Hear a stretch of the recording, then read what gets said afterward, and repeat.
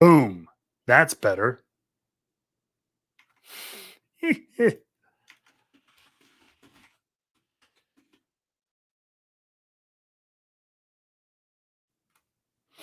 What is going on? Well, welcome. I need to have a pre-broadcast video ready to go the next time I do this. Victor, are you still in the chat, brother? We're trying this on a new platform tonight. Anything can happen, ladies and gentlemen. Anything can happen.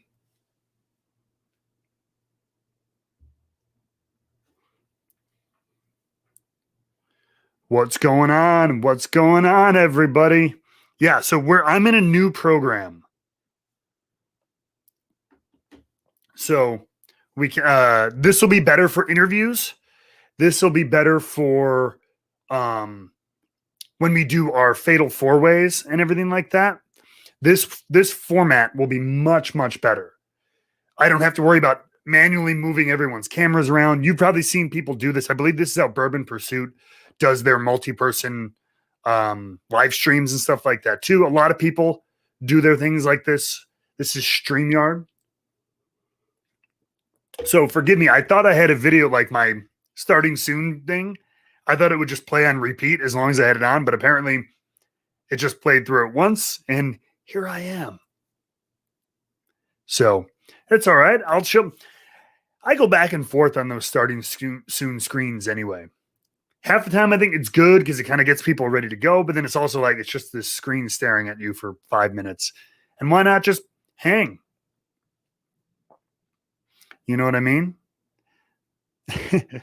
Victor didn't. So no, this is a better. We'll talk as people start filtering in.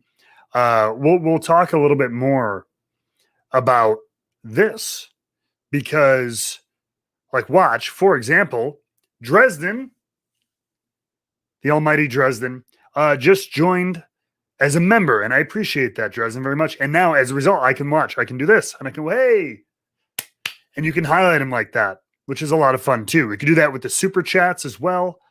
There's a lot of nice little options. I mean, I can show like, look, it's me. There's my display. I can do little things like, hey, everybody, what are you drinking tonight? Because that's the topic we're going to start off with, right? And we can leave that there and we can call it down, all that kind of stuff. So it's a little more conducive to the kind of business we want to do here for this channel. It's a little different than Twitch and everything like that. But anyway, all that kind of stuff out of the way. Victor, hello. Scorpion, hello. One of our members as well.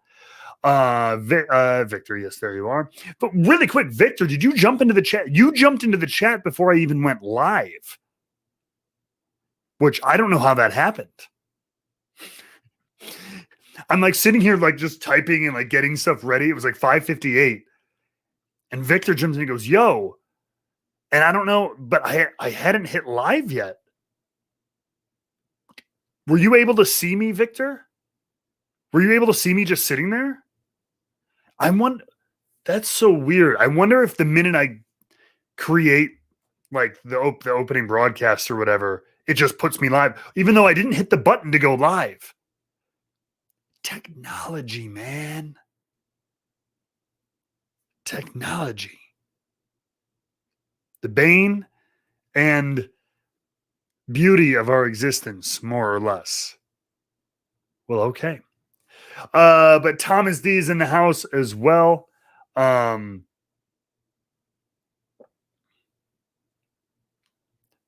J, what's going on, man? Dresden, of course. Devin, what's going on? Devin, a member as well of ours. Lutra, a member in the club. What's going on? Dresden, you might after work. There you go. Bust open something good after work. Oh my goodness gracious. Oh, okay. So you just saw like the old the bare YouTube screen. That's fine. I get that.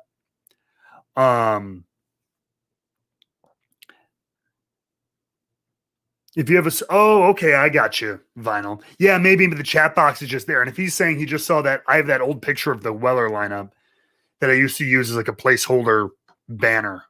So absolutely good call.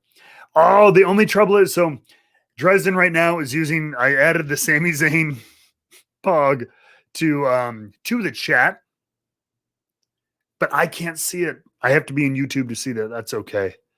But yeah, that's a new emote for all of you. Brand new. So anyway, yeah, everybody, let me know. Answer the question down below. Let us know what you're drinking. I'm going to be starting off the stream with Hallelujah, Hallelujah, Hallelujah. Just got these in. The new Riff. This is the WhiskeyMania pick. Okay? This is a WhiskeyMania pick. We even put a little ode to my friend John on there. This one's titled WhiskeyMania 3.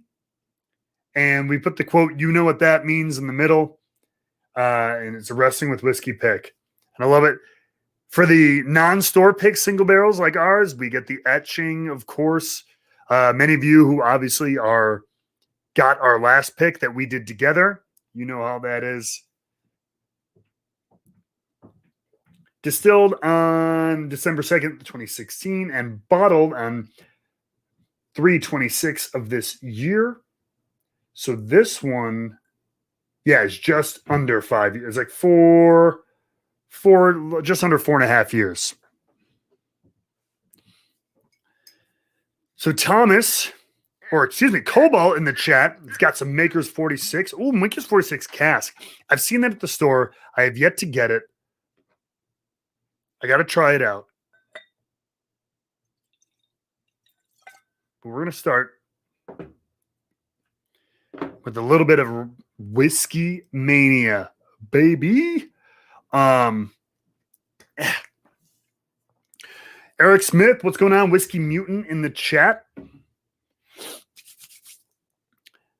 Got a Wilderness Trail Weeder. Thomas has some blended scotch. Tim Evans, Knob Creek, 14.5 year. Ooh, baby. Some of you guys got the Wrestling with Whiskey Knob Creek pick. Hell yes. I'm picking mine up on Sunday. I'm seeing my dad. He's the one he went and picked mine up for me. I can't wait. Somebody in our Discord already talked to I forgot who posted. It truly is crushable. It is dangerous at 120 proof. I'm telling you. Jimmy talking about that. Just cracked the Knob Creek pick. Gotta say it's the most unique Knob Creek you've had. That's a bold claim. It's super light, isn't it? For 120 proof. It's super, super light. You know what I mean? It drinks, I don't know, it drinks like 100 proof almost.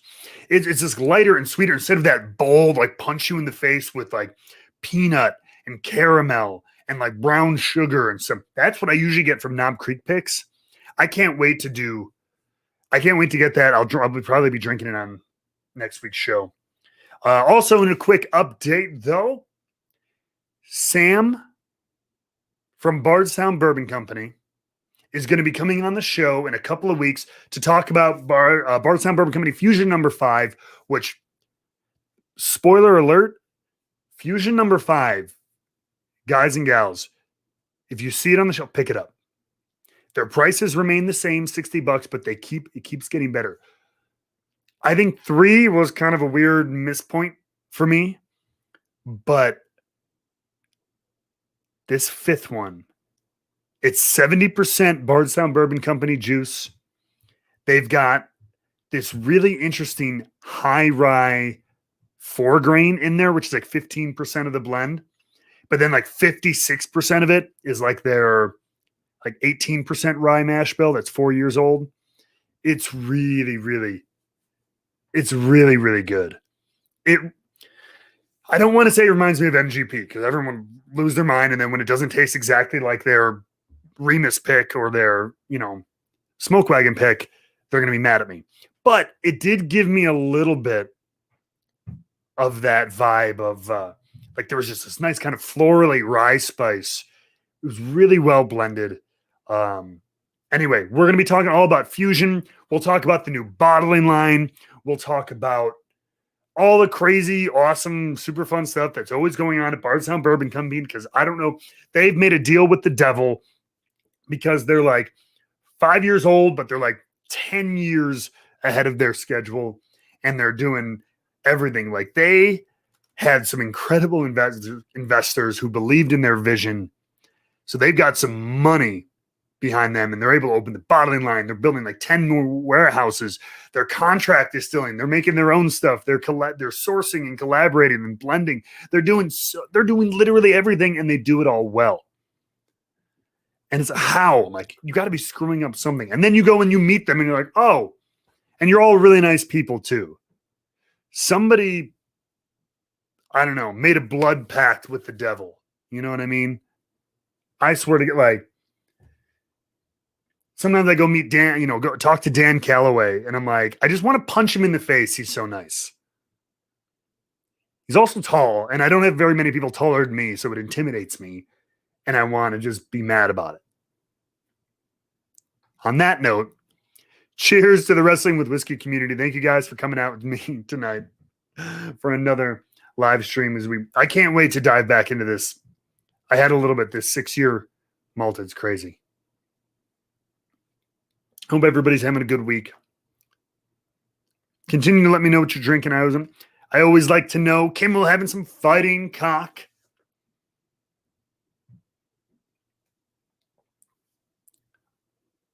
It's not. No, Lutra in the chat as well. It's not as harsh. It's very true. It's much. The Knob Creek pick we did is very light. But it is still substantial. You know what I mean?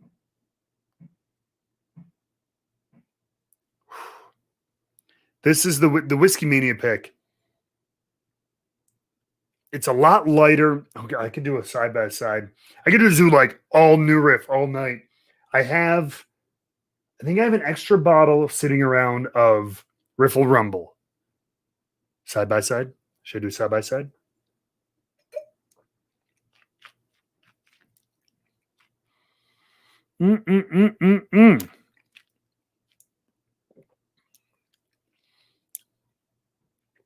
Knob Creeky goodness. Knob Creek. We were just talking about Knob Creek. That's the one I'm getting. New Riffy goodness. I might have, I'll have to grab another Glencairn, but all right, 2 side by sides. We're going to compare the Riffle Rumble,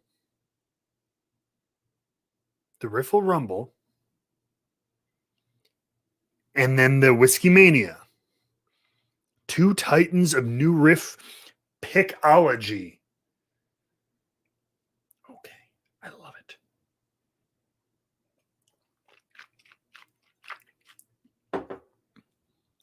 All right, let me get the glass and the other new Riff bottle.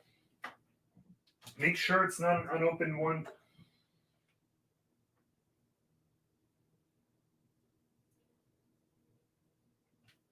All right, WhiskeyMania 1. That's WhiskeyMania 3. Oh, okay. 1. And then where's WhiskeyMania 2?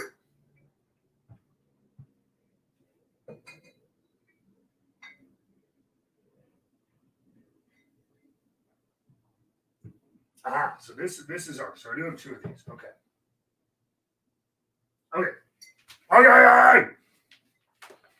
Oh, I found it. I'm just making sure I didn't have to like break open my last one. You know what I mean? CJ Perez, welcome. Yeah. Welcome as an official member to our awesome channel. Appreciate the support. You will always be shouted out. Thank you very much for joining us here tonight. Oh my goodness gracious. Swiss Rolls Rumble. Yeah, that's right. All right. So on this one, so on my WhiskeyMania 3, we don't have tasting notes because we wanted to do the quote and everything like that. So should I add another banner? Oz, you're not drinking whiskey, but you are here, and I appreciate that. All right. Let me do this. WhiskeyMania. This is Riffle Rumble. Now we're talking. Now we're cooking with gas. All right.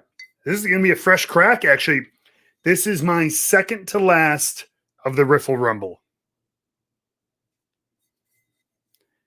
So this is the last one I can drink. The other one I have to save at least for a little while so I can, one day I want to have an entire lineup of all the new Riff picks that I've done. All right. So here's Riffle Rumble.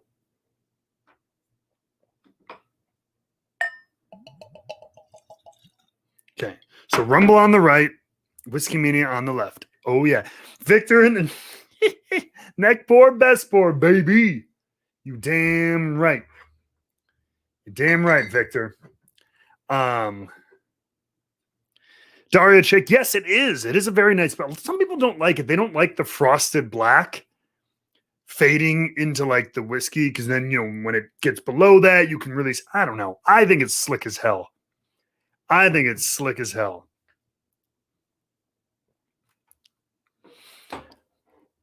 Thomas in Quebec, you can't get the New Riff in stores. Yeah.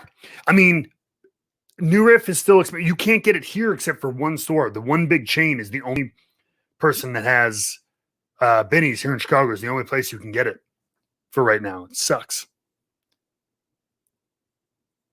Okay, so WhiskeyMania. WhiskeyMania. Brown sugar.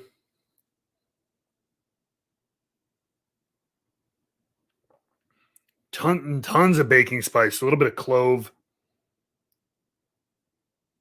Kind of cinnamony.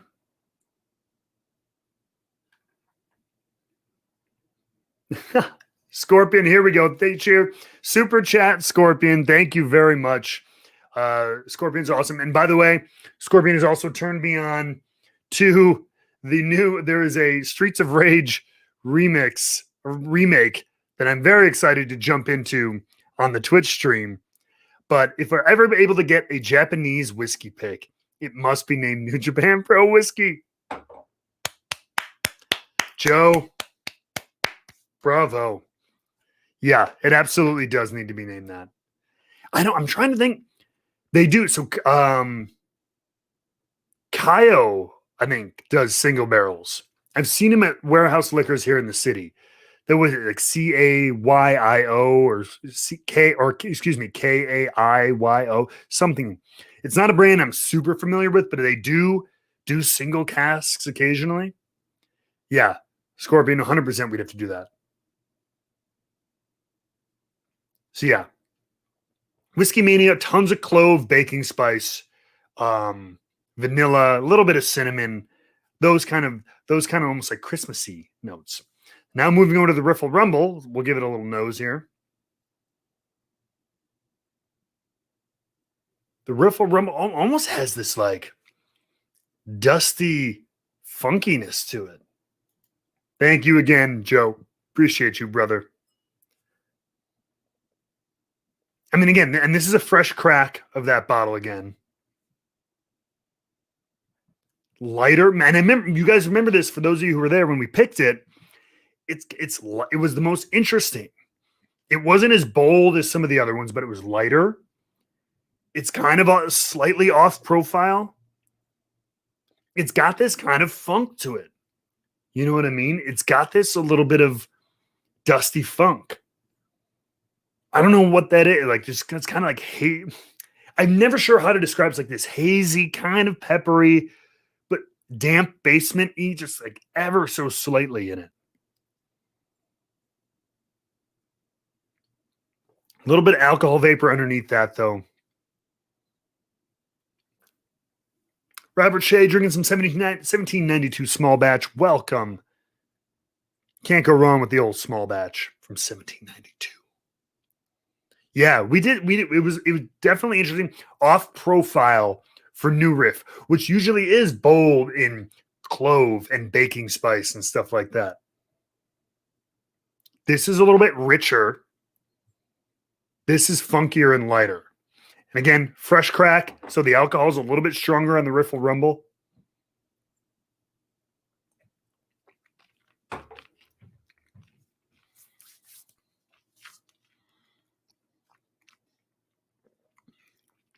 Ooh. But on the palate, and again, it's a little tight. It's like a tight little ball because I just cracked this one. Neck pour, best pour, Eric. You damn right. Neck pour, best pour. Oh, this is gonna be tough. But this is what I love. Two whiskeys that are made the exact same way are not crazy different. You know, Riffle Rumble was distilled in November of 2016. This was distilled in December. WhiskeyMania was distilled in December of 2016. Literally a month apart. A month apart. And they're so in a one Rickhouse distillery in, near downtown Cincinnati. That's why the amount of differentiation between these two, same age, made within a month of each other, that is one thing I love about New Riff in particular, especially considering how small it is. I do a little dance when I sip. Yeah, I do. All right, I'm going to go back. I'm going back to Riffle Rumble.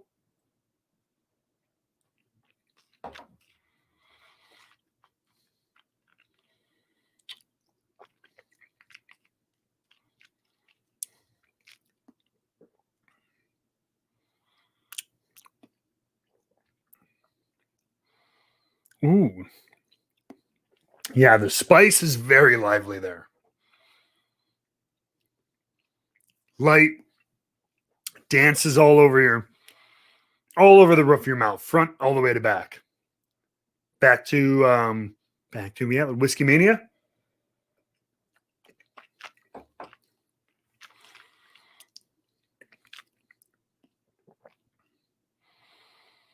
Ooh. That is deep in that. I'm going to go clove, baking spice. Almost like cola. Like the vanilla you get from like cola. Or I guess I'll just say Coke, something like that. Guys, I mean, it's almost like a double count out. These bottles, these barrels, they put it all out there. They put themselves out there. You know what I mean? And they gave it everything they had, and they're both just so damn good that one can't beat the other. So you know what? They're both really awesome. And you hear the differences. So you know what we do? We do that. Oh, yeah.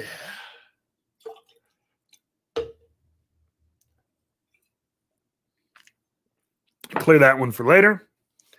It's a draw, but you know what? This way, everybody wins. A little blend. A little new Riffinity. No?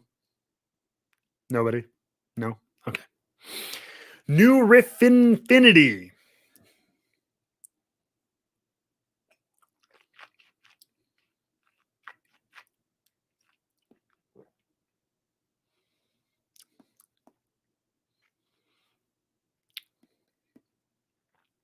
I mean,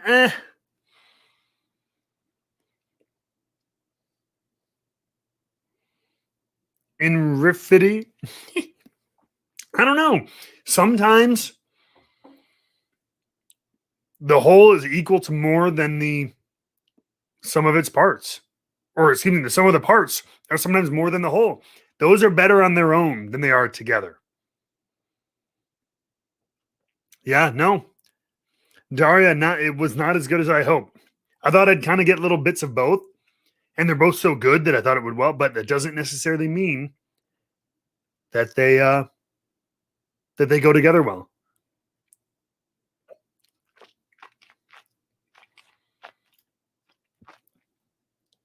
Scorpion, again, one of our members as well, just picked up an oatmeal note. Ooh. on the Knob Creek. Okay, I'll have to check that out. Oatmeal. That's very interesting. An oatmeal note. Well, oh damn it! I keep forgetting that I don't have the damn thing. But before we move on, I actually would be curious. So I went to Kentucky, Cincinnati, whatever, to pick up the WhiskeyMania pick. Saw my friend Tony, who did the pick with us, hung out with him, and we tried a couple things. And he told me, he's like, are you getting into Scotch at all? And I was like, yeah, kind of. I've done a bunch of Scotch reviews, recently in the last like 6 months. He's like, I've gotten all these bottles either as gifts or from like, he works in media. He's like, they've sent me. He goes, I don't touch this stuff. He goes, it's all yours. He gave me like 8 bottles of Scotch. So for my Scotch drinkers, this one I know. Obviously, he gave me, there's like half a bottle left of Glendronach 18, which that I know is very nice. But I don't know if any of my Scotch drinkers are super familiar, like with Glenglassaugh. I got 2 of these. I've got Evolution and Revival. I don't know if these are any good. This is pretty much a full bottle. Pretty much. I mean, yeah. I got a Ben Reich 10-year. Some smaller stuff. Loch Lomond 18-year. Ben Reich 10-year. Robert Burns single malt. I'm trying to look at all of them. This really weird, cheap looking Irish whiskey, which I think will burn my insides in half.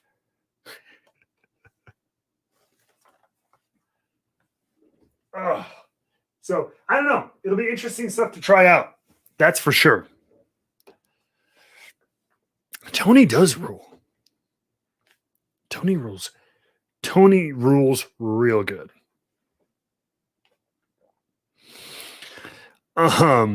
What's the oldest whiskey I've ever had? I had a 50-year blend of Scotch whiskey from Boutique Whiskey, the Boutique Whiskey Company.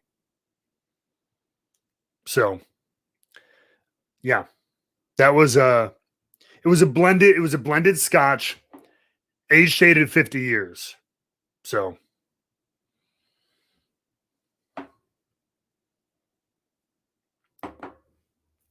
but as far as like a single malt or like non-blended whiskey, I think 30 years old. I had a 30-year Scotch not too long ago. Jimmy, that's true. It does look nothing like Dax or Cash because they're FTR. Get that Revival out of here. I'm going to stick with this Frankenstein beast, though. Before we get into our main tasting, though, the other thing I did want to talk about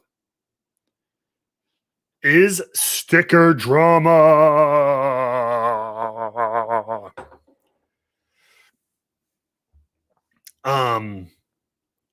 For those who don't know, if anybody listens to Bourbon Pursuit, it has been made aware that at least Four Roses, maybe some more, I don't know. Four Roses has now put a little contract when you go and pick a barrel that says you basically it's like an unadulteration contract or something. Basically, you sign saying, I will not add a sticker to this bottle. And it has gotten a lot of people in a little bit of an uproar. Because I think it's aimed more at people who are going to be putting this on store shelves. Obviously, once it's sitting in your shelf at home, you could draw on it, you could paint on it, whatever you want.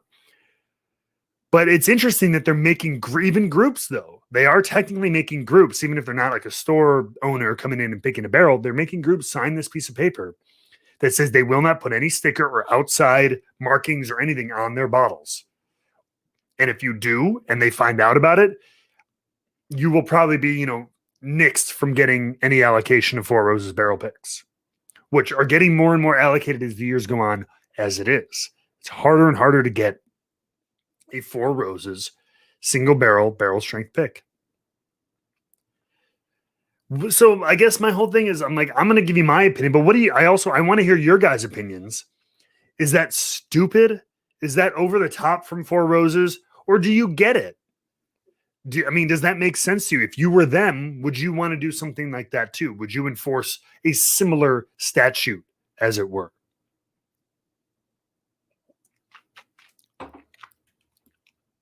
For me, it's hard because I am kind of a believer of the minute I throw down my money for something, I can kind of do what I want with it, right? I can break it. I can paint it. I can do all this and that. But I guess at the end of the day, you are protecting your label. Now, interestingly enough, where I think a lot of this started was New Riff. Many of you may remember there was there's stupid stickers all the time. You know what I mean? Like there are people who just do stupid jokes that are crass or whatever. That happens a lot. But there was an infamous pick of New Riff called Riff Patino, which we won't go into all that, but yeah, Eric Smith in the chat beat me to it. The Riff Patino bottle. And it had a sticker on it, and but I don't know if it ended up, if that was on store shelves, or if that was something that somebody discovered from, they just saw a friend's bottle or something like that. But they fielded phone calls and emails for like 24, 48 hours straight of just like, what the hell is this? Why does your brand support this kind of thing? What's wrong with you? All that kind of stuff. And they weathered it and they're fine. They're not making a huge ham and egg about it.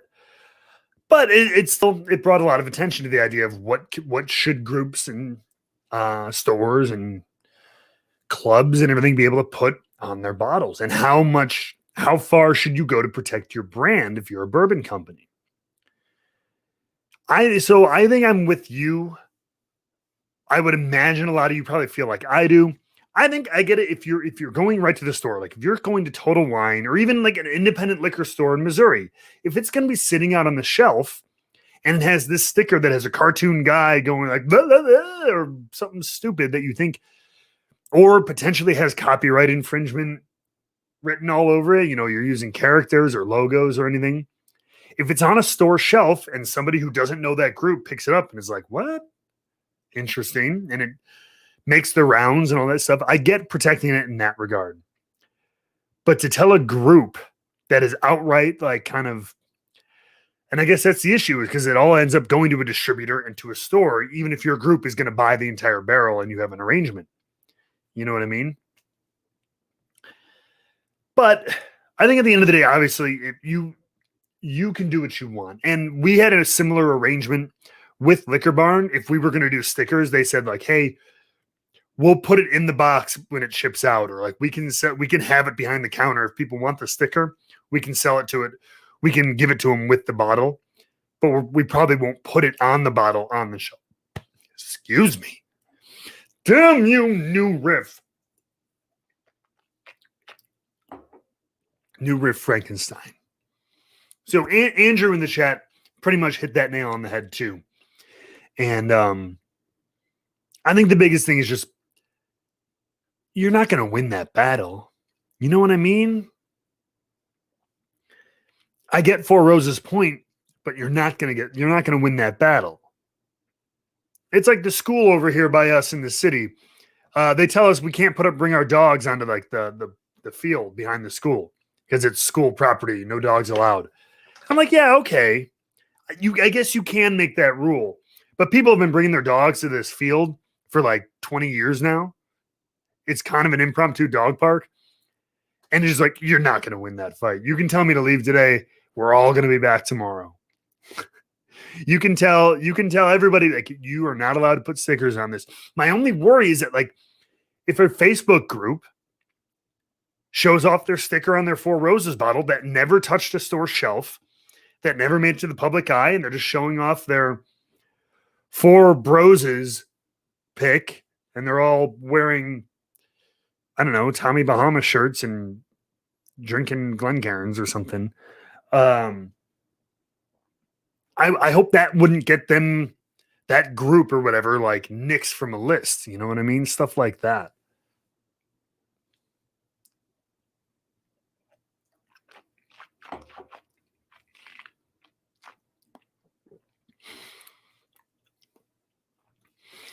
Eric Smith asking, does a neck tag count as a sticker?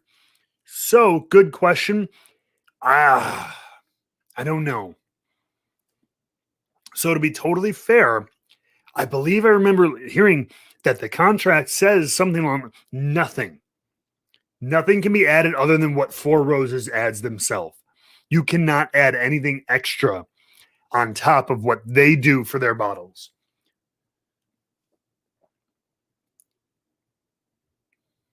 And Dresden, that's a good point as well. That's kind of what I'm saying. I think just you keep the stickers amongst you guys, and then if you want it, you throw it on and you can put it on your shelf. It just I do agree with the idea that a pick in the store, a bottle in the store, shouldn't have a secondary sticker on it of any kind. I agree with that sense. But to tell people outright that they can't do it, and that if they do, like, that's my biggest fear would just be like, again, rustling with whiskey. God willing, we ever got to do like a pick from Four Roses, and we made our own sticker, and it never saw a store shelf. And I put it on the Instagram, and I was like, oh, we got to do this pick, and we made this sticker. If I and our group got nixed from doing picks because we put a sticker on it to hang out in our house and I posted it on Instagram, that would piss me off. So it's I think you got to be more specific other than just like, nobody can do anything ever to it or we're kicking you out of the program. I just think it does need to be more specific and having the conditions, kind of like Jimmy said in the chat earlier.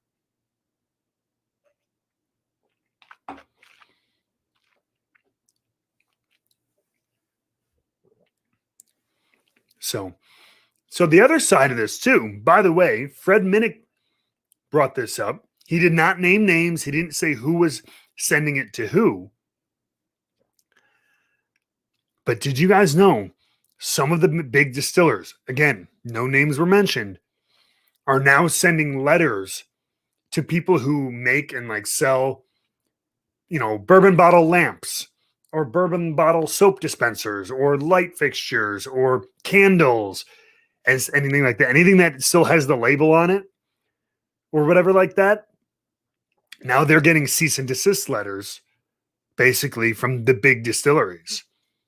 Again, I don't know who, I don't know where, but they're coming down on that now. So that's the other side of things. What do you guys think about that? I'd be very curious. I'm with that one. And Brian Hara, who's a lawyer who wrote this book. Yeah, you can't really see it, but this book, Bourbon Justice, Brian Hara, he kind of weighed in and he's like, if you're protecting your mark, if it still has the label on it and you're protecting your mark, it is a valid claim. But I think it's silly too. I'm like, in my theory, because he made the claim, once you own something, like we said earlier, I can do what I want with it. I can turn my Nike sneaker into a planter if I want to, right? Strip it out, throw some dirt in there, pour some water and grow some flowers in my old Nike shoe. I guess he said the big thing is, he goes, again, nobody can stop you from making a lamp. But if you go to sell it and profit off of, potentially, they could argue, if you got especially, people who do, if you've got a Pappy Van Winkle lamp, if you've got a Blanton's lamp, you know what I mean? One, you're profiting off of that bottle design and or the label that says Pappy Van Winkle, that says Blanton's, that says Weller, that says frickin' Booker's, whatever it is. and it's their mark.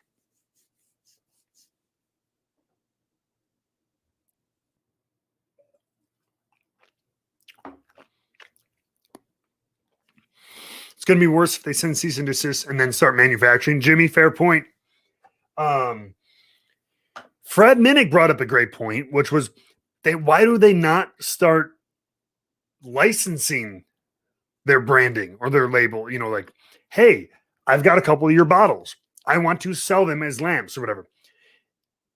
Don't be egregious about it, but you know, you charge if I pay Buffalo Trace $100, I can use the Eagle Rare logo. I can use an Eagle Rare bottle to make a lamp and sell it for whatever, $100 or $150. I don't know what they go for. So I don't know. As long as they don't make it like $3,000.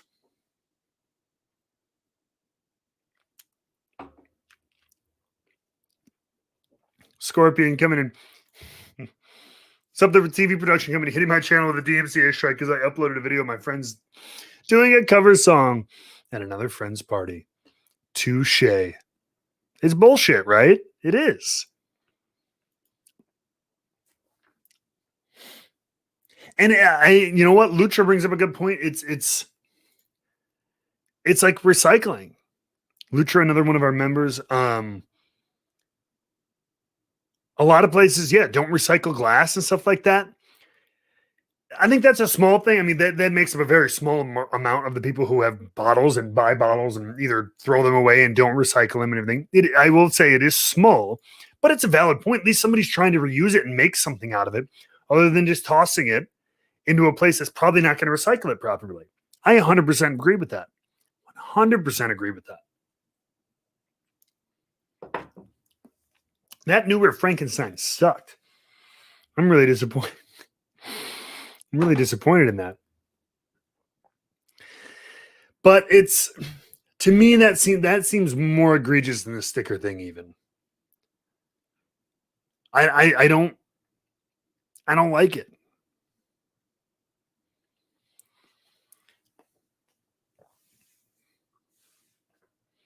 Jimmy, you have one GTS. The only one you'll ever have, and cheesy as it is, you're planning to turn it into a rock. And again, I think it's never an issue for you, you as the individual, me as the individual. If I want to take my Eagle Rare 17 and turn it into a planter, turn it into a candle, put it on my shelf, that's fine. I think the issue is if you try to sell it, but I'm like, God damn, no one can have an Etsy store anymore. Like without going through like legal and like licensing fees. It's like, God damn it. I spent an entire day turning this stupid whiskey bottle carefully into a lamp because it's a cute, fun way to make a few dollars. That I guess it does irk me a little bit. And it's like, come on, at what point? I know there's things with protecting your mark, and you've got like, if you've got copyright and all that stuff, you're kind of obligated to protect your stuff. But I still kind of think it doesn't mean you always should. That's just me. And that's what grinds my gears. But we're going to get into the tasting. And I'm going to put this up for like 2 minutes because it's just funny. I'm just playing with all the settings in this program because it's the first time using it. Hey, we're like a news ticker. Because now we're going into the 100% malted rye tasting, baby. So here we have it.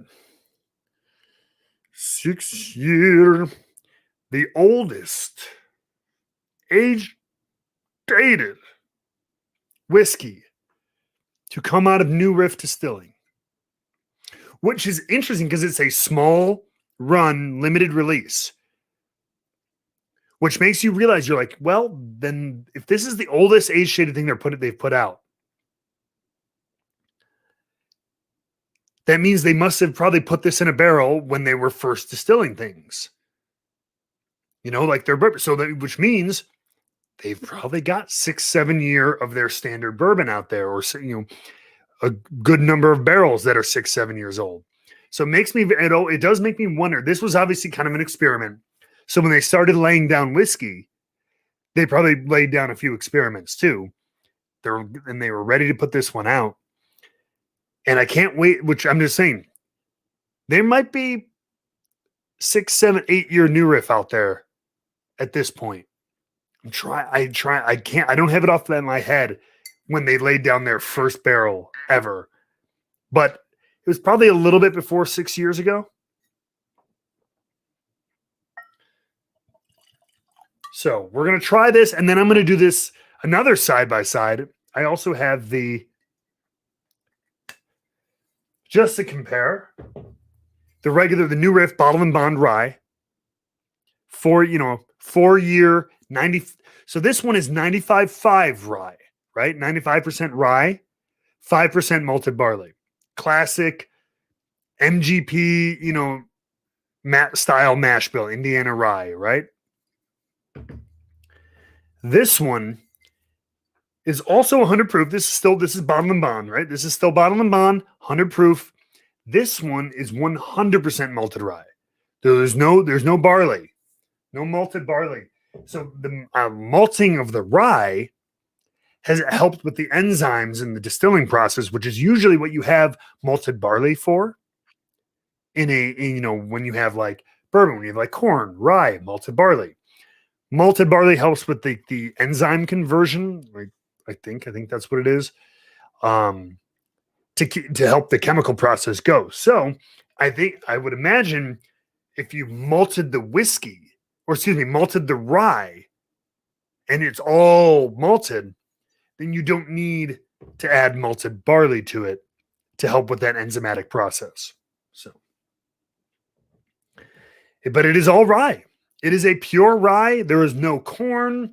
So in theory, we're not getting any of that corn sweetness or, that wheat or that light kind of taste in wheater, which wheat doesn't really taste like anything. It just means it's not rye. So let's take a little nose into this, and then I'll get back into the regular rye as well.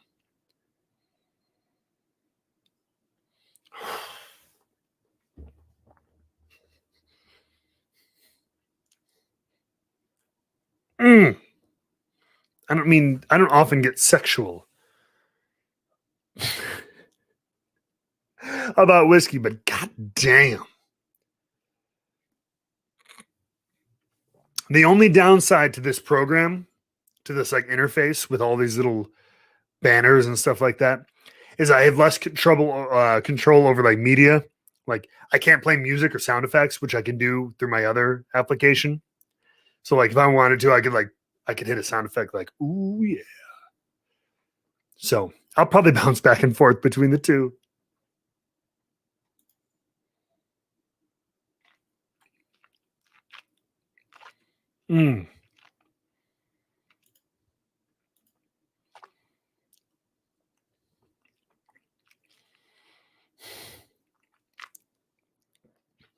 Ooh. Scorpion, keep your pencil in your bag. I know. This show just like a weird turn. Oh shoot, Jimmy, you like the ticker? It's a good way to show people, right?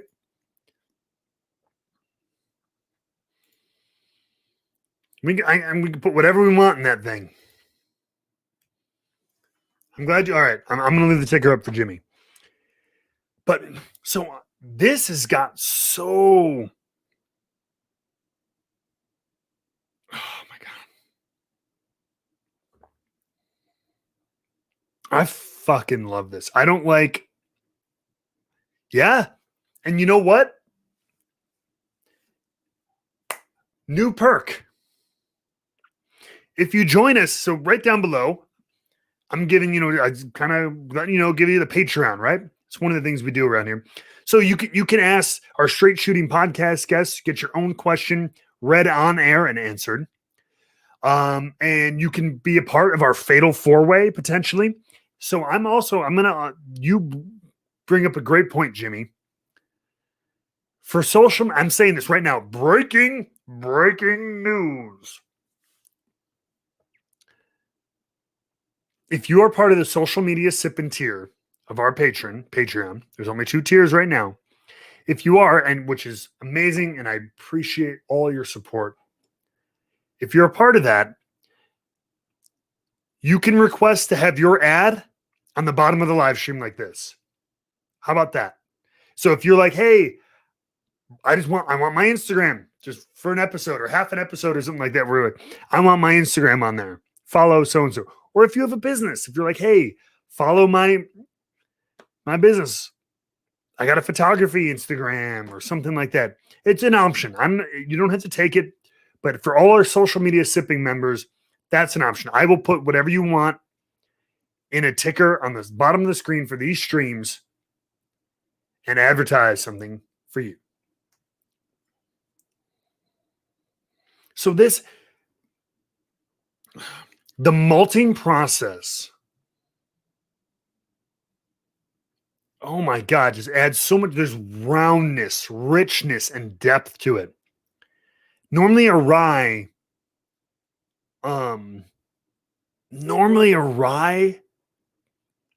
has that, especially when it's 100% or 90 or more percent rye, super strong floral mintiness, you know what I mean?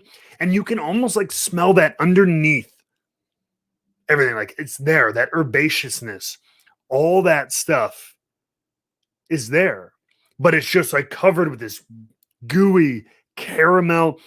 I don't know. And maybe it's a psychosomatic thing. Because when I think of malting, I think of like chocolate malt balls, and it gives me this sense of just like richness, almost chocolatiness. You know what I mean? Would I ever film myself taking a tour of a distillery? Yeah, I've done that a little bit. I've shared clips online. I don't have like good production equipment to make a really cool, like, plus, unless I have like an interview set up, no offense to me, that makes boring content. One, because most of the people who are watching it have been to a distillery. And do you really just want to see me like taking the same tour everybody else takes? Like, here's where we mash corn and it goes into the tank where it ferments. It cooks and then ferments. And then we pump it into the still. And then it goes up the column still. We have 100-foot column still. Blah, blah, blah, blah, blah.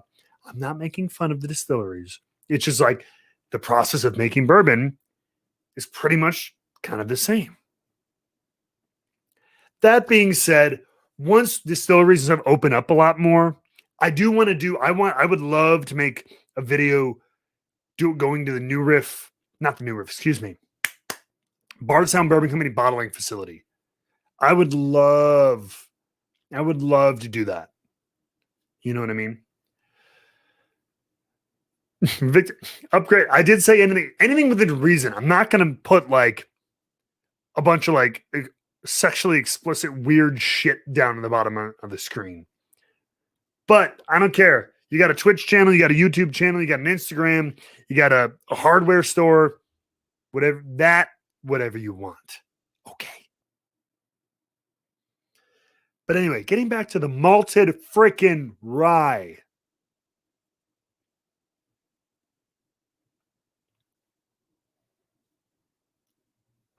Yeah, it's just like there's so much more bold, round, rich, chocolatey goodness.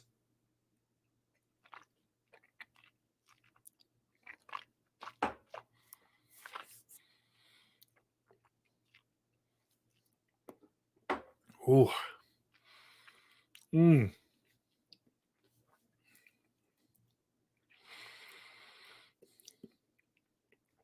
Yeah. Chocolate cherries. Nice rye spice. Mm.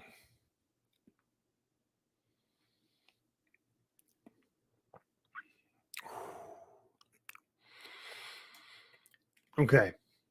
It's such a unique beast as far as a rye goes. So let's go. We're going to try it side by side with the 95.5 rye. Same proof, a little bit younger. I think this is probably their standard 4-year bottle and bond. You know what I mean? Like, don't forget New Riff. Before the New Riff products came out, they were OKI and they were sourcing from MGP. So they probably learned, I think a lot from people like MGP. So the 95.5 mash bill and that style, not surprising.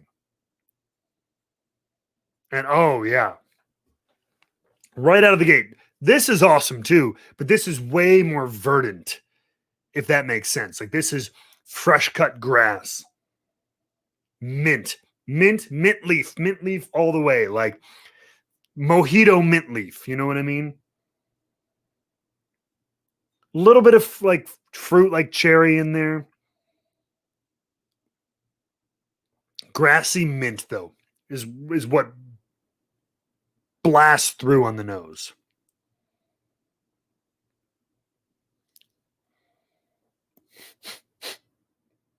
Sorry. A little bit of alcohol went right up the one nostril.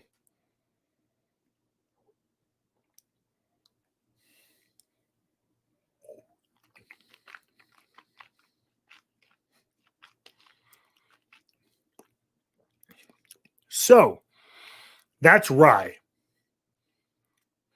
That's rye in the sense that I know rye, right? Oh, yeah. Again, minty, kind of grassy, herbaceous, spicy, but not that alcohol heat, not burn, not like, oh my God, my mouth is on fire, but that tingly, kind of starting in the mid palate.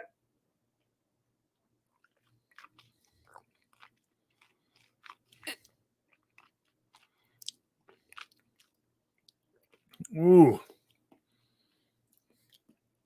That's really nice too. But here's my thing. It just goes to show you, though. Again, I love what New Riff is doing.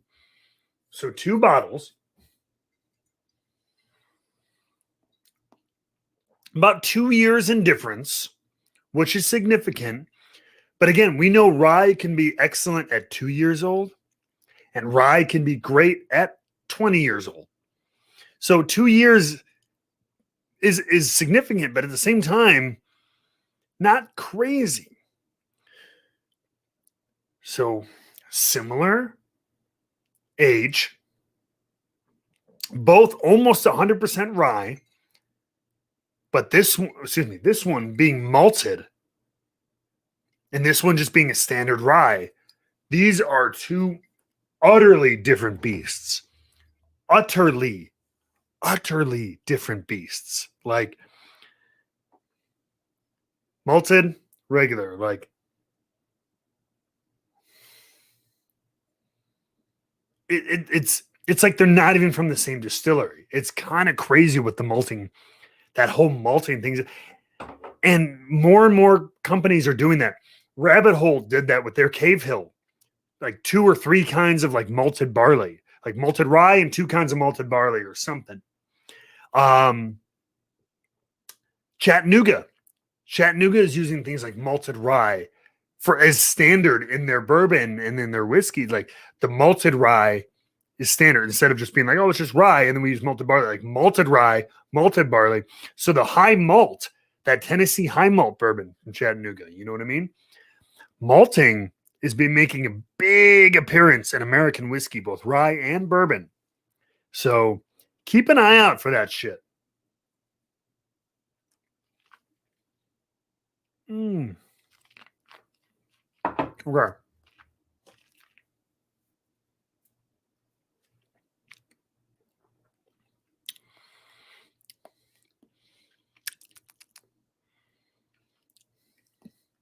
Just finishing off the regular rye. So I got to give a rating. I got to give a chair rating to this malted rye. 100% malted rye. What kind of chair spin rating should I be giving this motherfucker?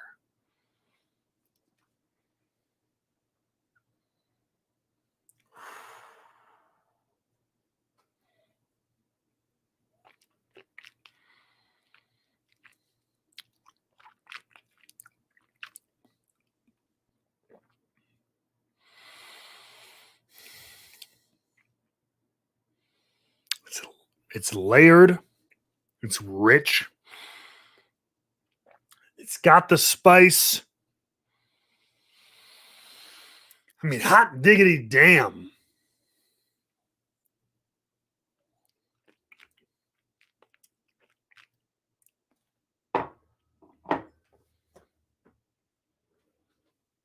New chair, by the way.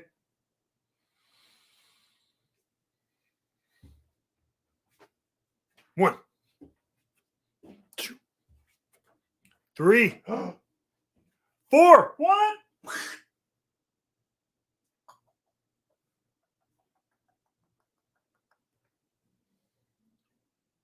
$4.5. That's a 4.5 chair spin. That's it. I don't want, it's very hard to give anything like a 5. That's like a perfect whiskey, which kind of doesn't exist. Or it's not like, holy shit, I give up for the rest of everything. It's just really good. It's really, really, really good. And it's for I think $60. 6-year malted rye whiskey special kind of like experiment. I mean, goddamn. It's so good. And I feel bad because it's not something I'm like, go seek it out. It was a whiskey club release. You had to pick it up at the distillery. I don't know if there's any more out there. I'm sure some candy ass is selling it on secondary for something. You know what I mean? But this, if you're able to get a sample, frick, get it. I mean, get it. Go out there and get it.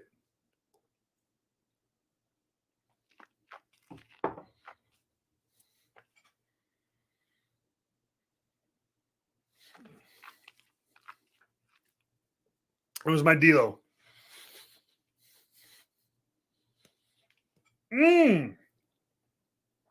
Get that malted rye.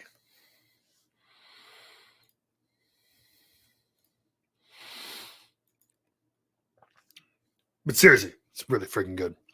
So yeah, everybody, 2 things. Let me look at the calendar real quick.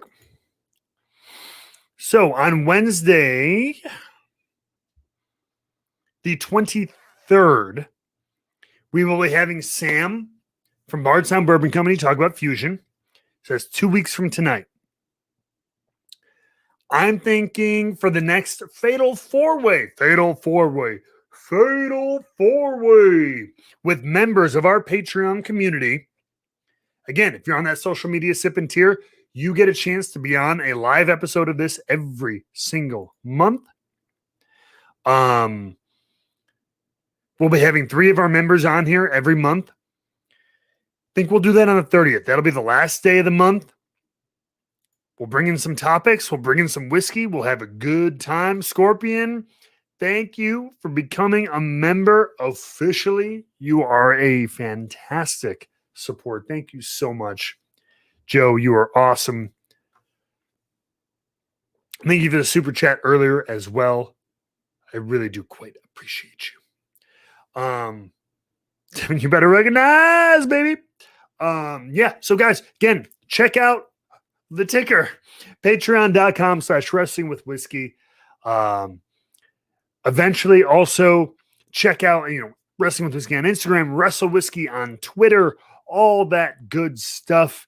You can be a member here if this is your platform kind of thing, but our Discord, all that stuff is really, really cool. Dresden, both one of our members and a mod on this channel. Thank you for what you do, by the way. Should rename that tier to Sammy Main. Ba-dum-tsh. Good. Touche, Drez. Touche. Well, that's it for me tonight, folks. That's the deal. Malted Rye, check it out. Basically, what we've learned is that new Riff can basically not do any wrong in my book. I look forward to the sad day that they did make it put out a bad product, but you guys are awesome. Thank you, everybody, for hanging out. Appreciate you always. We will be back next week. You know the damn deal. Oh, hell yeah. I'll see you guys. See you guys in the Discord. You can always ask me questions and everything there too, of course. Super. I'm in there all the time. So appreciate you. Appreciate each and every one of you. Before we go, good question. But that's Amaranth, brother. Grain of the Gods, the only limited Taylor that I have. So I like to show it off every once in a while. So, oh, goodness gracious. I'll see you all in the next one. Thank you very much for hanging out. Take care.